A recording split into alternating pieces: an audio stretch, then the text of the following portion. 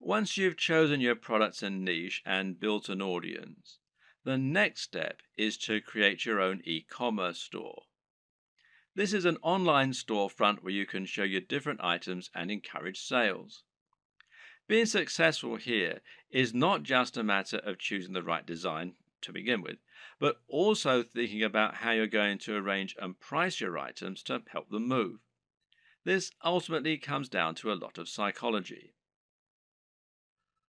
When it comes to e commerce website design, there is a single overriding goal, which isn't always true of a regular site design.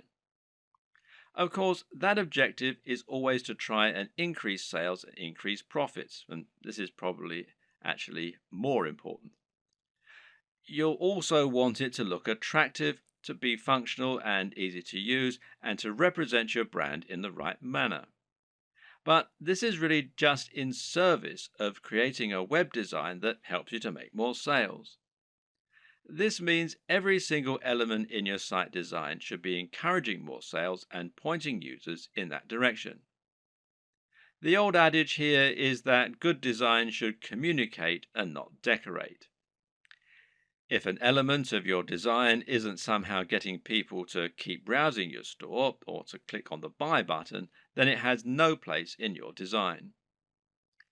If you use the right development company or a good e commerce builder or template, you should find the experience and expertise of the professionals informs their decisions and results in the best possible turnover and profits for you. In this regard, it's always worth spending a little more on a professional theme or on a proper development company. Unless you're a professional designer yourself, you won't be able to compete with an entire organization made up of experts who have the very best tools and the most experience. And any lack of professionalism in your site design is going to reduce the trust in your brand and make visitors less likely to buy.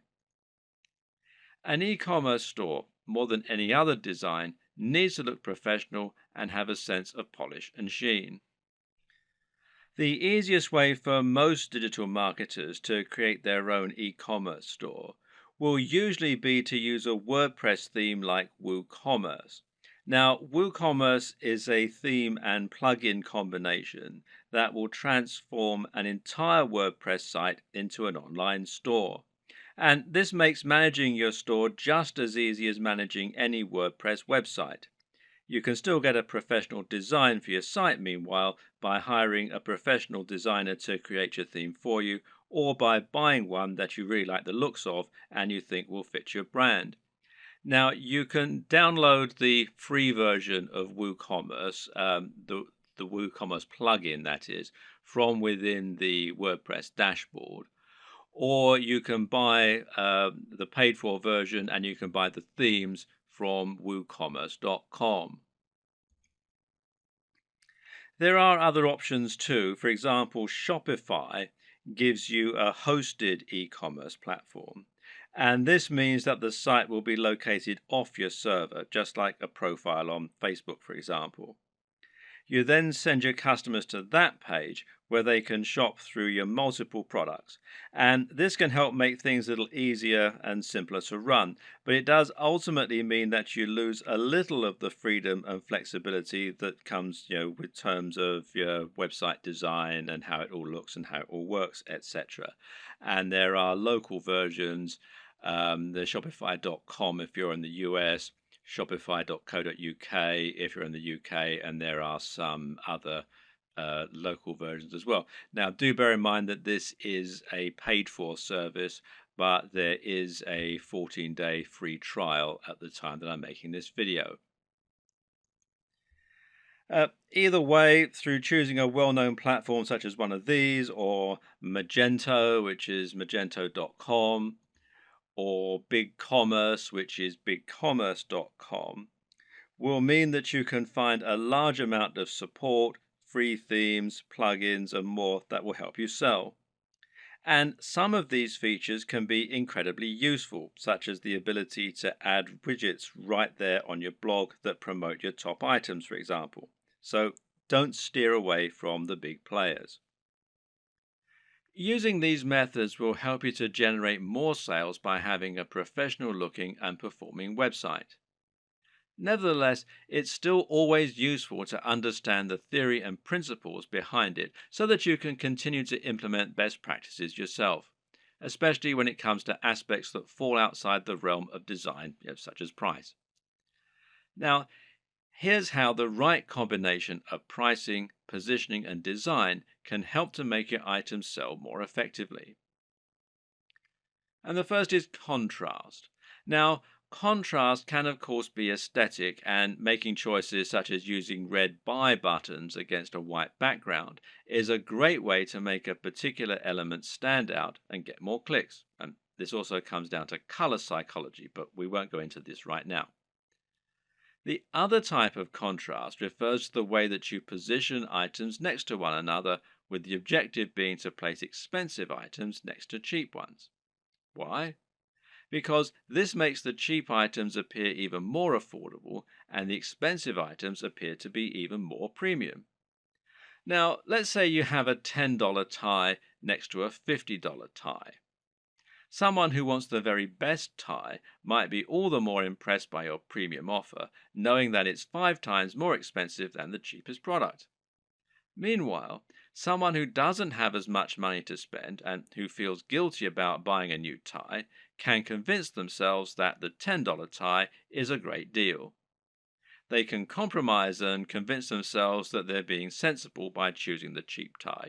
They've saved $40 even though they're still buying something they might not have otherwise.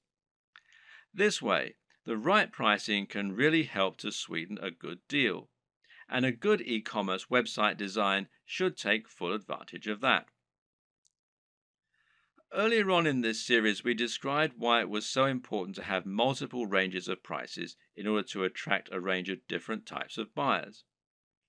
When we looked at contrast, meanwhile, we saw that varying prices could be used to make items look like an even better bargain, or like they're of an even higher quality.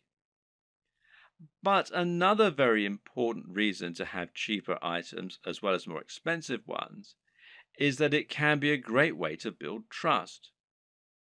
If someone has never bought from you before, they might feel concerned that the products won't arrive or they won't be as advertised.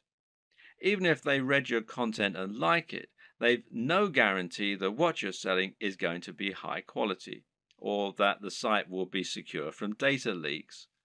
Thus, they aren't going to want to spend $1,000 the first time they ever do business with you. But if you have an item that costs $5 and it's a product people will know, then someone might make that purchase because it's a small risk to take. Now you can demonstrate the quality of your service and save their details, making it much easier to sell bigger items in future. Another tip is to think about your top sellers and your smallest sellers and use this to inform the design of your store. Now, this is something that physical stores do a lot. They'll place their biggest drawers right at the back of the store. This way, people will come in to buy the thing they want, but to get there, they'll have to pass through all of the smaller items that you're also selling along the way, and hopefully they might buy something. Meanwhile, if you have items that aren't selling at all, then you can find inventive ways to make the most of it.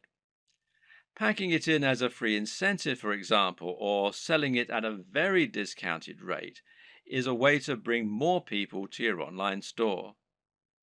This is less important for a dropshipping business model, of course, though, as there's no downside to being left with excess stock. What's important to consider when looking at an e-commerce website design is that in order to make a sale, you'll have to overcome certain psychological barriers.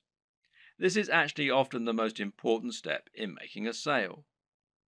These psychological barriers include such things as customers not wanting to spend any money and not being bothered to go through the process of checking out. Good e-commerce website development should take this into account first and foremost by making it as easy as possible for your customers to make purchases. This is why Amazon's buy with one click feature is so instrumental to their success. At the same time, Webmasters need to make the most of customers who have already overcome some of these barriers. So, when a customer commits to buy any item on your site, they will instantly become much more susceptible to increasing their order. Why? Because they've already decided to make a purchase. This is why physical retailers use POS, this is point of sale displays, that sell extra items while customers are in the queue.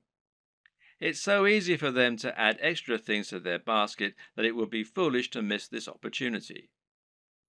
E-commerce sites can do the exact same thing by making it easy to add extra purchases at the checkout. Similarly is upselling, where you give your buyers the opportunity to upgrade their order once they're already buying. Once they've committed to buy, tell them how for just $10 more they could have the very best service or product instead of the cheaper but ultimately inferior option they're currently buying. It's the smart decision after all. Sometimes a buyer will want some of your items but not all of them. Other times they'll want to combine multiple items but won't want to pay extra for shipping or to pay full price when they're essentially buying in bulk.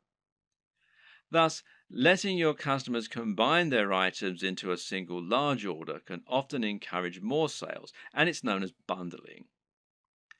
What's great about bundling is that it can also be used to sell additional items that they perhaps wouldn't otherwise have bought. Adding extra items to bundled packages is also a great way to shift unsold stock.